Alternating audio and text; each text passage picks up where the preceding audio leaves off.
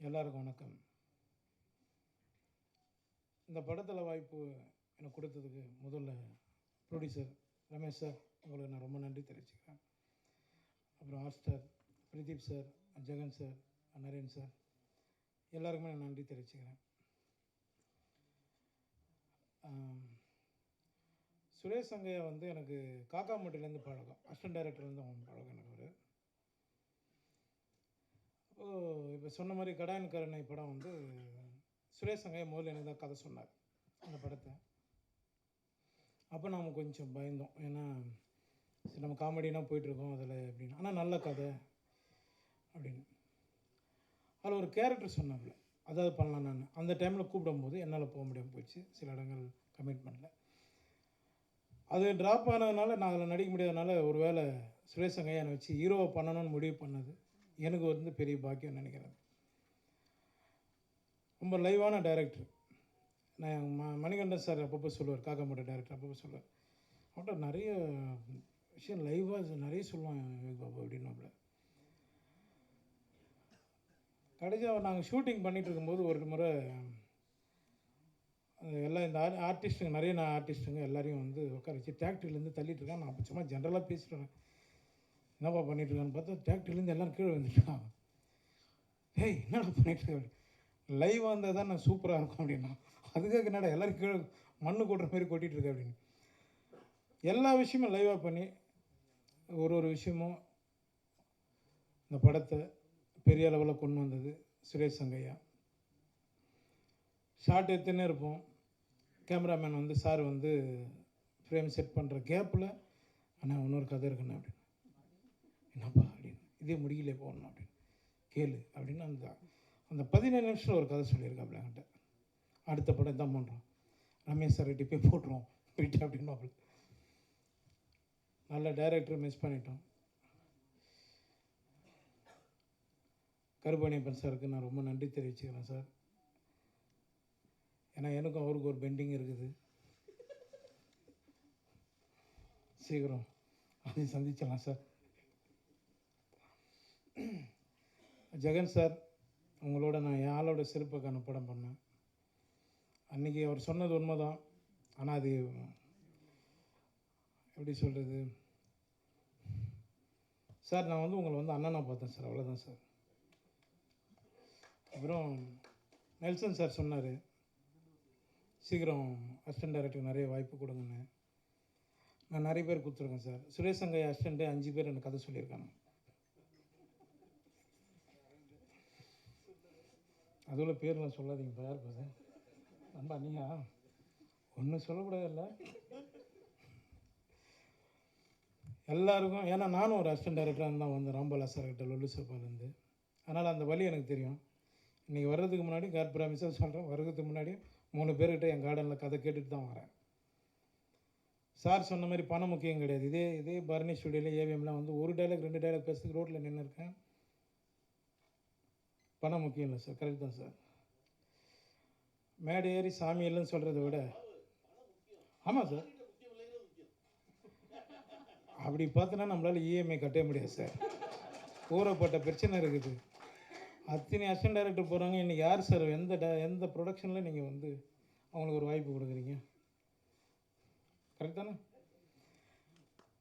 அதனால் அதை நான் வந்து முக்கியத்துவம் கொடுப்பேன் சார், எப்போவுமே எல்லா அசிஸ்டன்ட் டைரக்டருக்கும் எல்லாருக்குமே நான் கொடுப்பேன். இன்னொன்று ஒரு சின்ன ஆசை அதையும் பண்ணிகிட்ருக்கேன், எப்படியும் அதையும் எழுதிடுங்க நம்ம நண்பர்கள்லாம். ஒரு சின்ன கதை பண்ணி ஒரு அசிஸ்டன்ட் டைரக்டர் ஒரு வாய்ப்பு கொடுத்துருக்கேன் சார், ஒரு ப்ரொடியூசரை பிடிச்சி. அதுக்குள்ளே யார் இது, அதுக்குள்ளே யாரும் சொன்னாங்க அது எப்படி இருக்குன்றாங்க.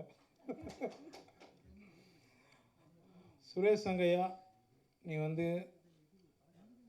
மறைந்தாலும் எங்களுக்குள்ளே இருந்துட்டு தான் இருக்கு. நான் அந்த பாப்பா வடிவத்தில் பார்த்தேன், பேச அந்த பாப்பா அழுதுட்டுருக்கு. எனக்கு எதுவும் சுரேஷ் சங்கையா ஃபீல் பண்ணுற மாதிரி இருந்தது அது. அப்புறம் நான் வந்து கடைசியாக வந்து குழந்தை பிறந்ததுக்கப்புறம் தான் இதுவானாப்பில். நான் அந்த குழந்தைக்கு ஒரு இது பண்ணுறேன்னு சொல்லி நான் அசிஸ்டன்ட் டைரக்டர் எல்லோரும் அந்த ஃபங்க்ஷனில் சொல்லியிருந்தேன். இப்போ அதை நான் பண்ணி ஆகணும், ஏன்னா அவங்கள மேடம் இப்போ தான் பார்க்குறேன், அவங்க ஒய்ஃபு நேரில். அது உங்கள் முன்னாடியே நான் பண்ணிடலான்னு இருக்கேன். பண்ணலாமா சொல்லுங்கள்?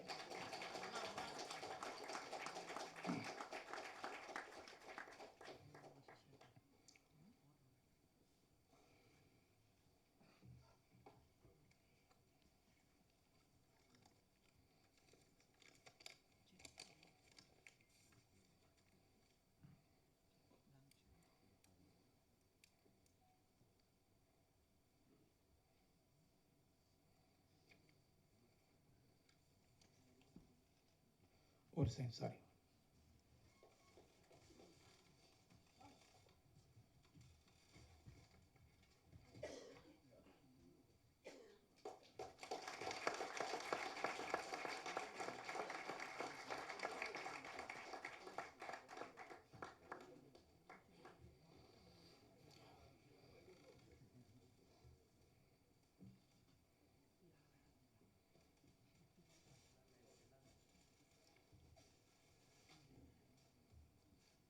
ஒன்றும் இல்லைங்க, அவ்வளோதாங்க.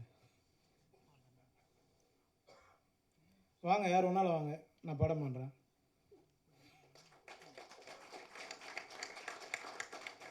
நான் ஒரு நம்பிக்கை வச்சுருப்பேன் சார். இன்னும் நான் மேடை ஏறி சாமி இல்லைன்னு சொல்கிறத விட மலை ஏறி சாமி கும்பிட்டுலாங்க. நான் வணங்குற முருகனை நம்பி இந்த படம் வெற்றி அடைய எல்லோரும் வேண்டிய கேமரா செக். ஓகே, சொல்லு போல.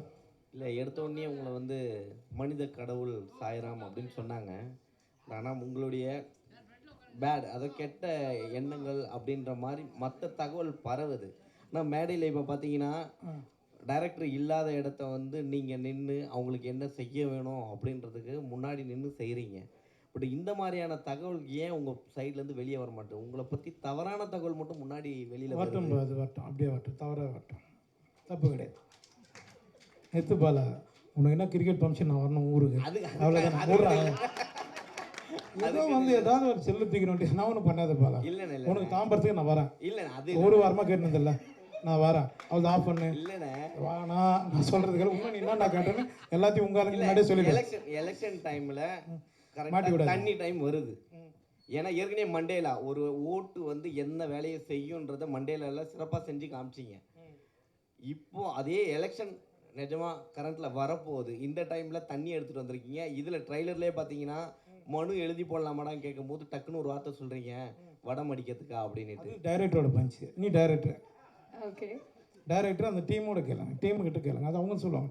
நானே எழுதுனேன். இல்லைண்ணே, கலைவாணருக்கு அப்புறம் அவர் தான் பாட்டில் சிரிப்பில் எல்லாத்துலேயும் மெசேஜ் சொல்லிட்டே வந்தார். அதுக்கப்புறம் சின்ன கலைவாணர் விவேக் சார் சொன்னார். அந்த இடத்துக்கு யோகி பாபு சார் வந்து கொண்டு இருக்காரா? அது நீ சொல்லி தான் தெரியும் நான் வந்திருக்கு அந்த இடத்துக்கு. ரொம்ப நன்றிப்பா. இவ்வளோ பேர் கேட்கல இல்லை, நீ சொல்லி ஹாப்பி. செயின் எங்கேருந்து வாங்கினேன்? வாங்கிட்டு போல 3 ப்ரெஸ் மீட் போய். ஏய், நெக்ஸ்ட் லவ்லன் அவர்கள்கிட்ட கேள்விகள் என்ன கேட்கணும்?